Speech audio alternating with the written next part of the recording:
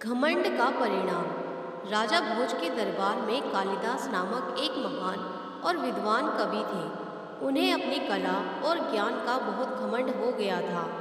एक बार कवि कालिदास यात्रा पर निकले। मार्ग में उन्हें बहुत प्यास लगी। वह अपनी प्यास बुझाने के लिए मार्ग में किसी घर अथवा झोपड़ी को ढूंढ रहे थे, जहाँ से पानी मांगकर वह अपनी प्यास बुझा सकें। चलते चलते उन्हें एक घर दिखाई दिया। उस घर के सामने पहुंचकर कालिदास जी बोले, माते, कोई है? मैं बहुत प्यासा हूँ, थोड़ा पानी पिला दीजिए, आपका भला होगा। उस घर से एक माता जी बाहर आई और बोली, मैं तो तुम्हें जानती भी नहीं, तुम पहले अपना परिचय दो, उसके बाद मैं तुमको पानी अवश्य पिला दूंगी। कालिदास जी बोले, माते, मैं एक पथिक हूँ, कृपया आप पानी पिला दें। वह माता जी बोली, तुम पथिक कैसे हो सकते हो?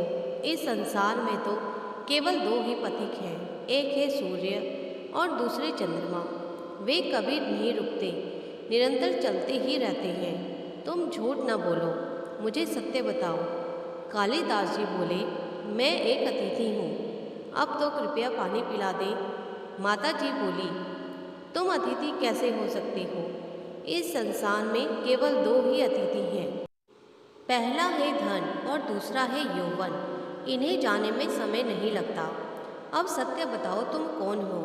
कालिदास जी प्यास के कारण और तर्क से पराजित होकर हताश हो चुके थे। जैसे तैसे करके वह बोले, मैं सहनशील हूँ, अब तो आप पानी पिला दें। माता जी बोली, तुम पुनः झूठ बोल रहे हो, सहनशील तो केवल दो ही हैं, एक है धरती जो कि पापी और पुण्यवान सबका भार सहन करती है।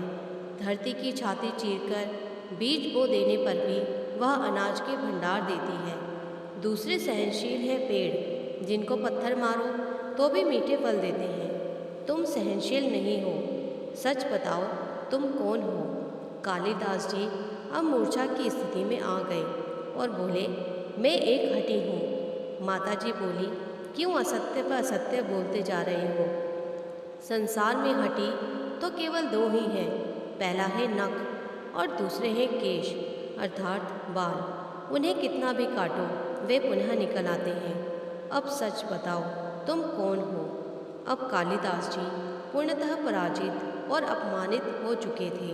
वे बोले, मैं मूर्ख हूँ। माता जी बोली, तुम मूर्ख कैसे हो सकते हो? मूर्ख तो दो ही हैं, पहला है वह राजा जो बिना किसी योग्यता के भी सभी पर शासन करता है, और दूसरा है उसके दरबार का पंडित जो राजा को खुश करने के लिए उसकी गलत बातों को भी सही सिद्ध करने की चेष्टा में ही लगा रहता है और सदैव उसका झूठा गुणगान करता रहता है।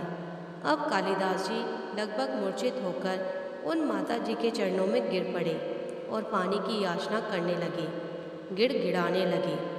माता जी ने कहा, उठो वत्स। उनकी आवाज़ सुनकर कालिदास जी ने ऊपर देखा तो वहाँ साक्षात सरस्वती माता खड़ी थी। कालिदास जी ने उनके चरणों में पुनः नमस्कार किया।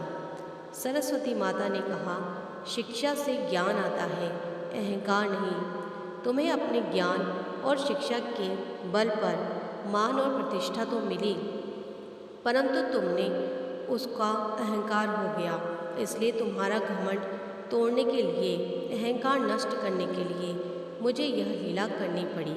कालिदास जी को अपनी गलती समझ में आ गई और उन्होंने सरस्वती माता के चरणों में शरण जाकर उनसे क्षमा मांग ली। माता सरस्वती ने उन्हें आशीर्वाद दिया।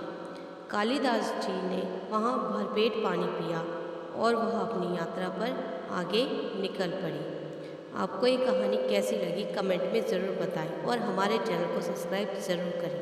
धन्यवाद।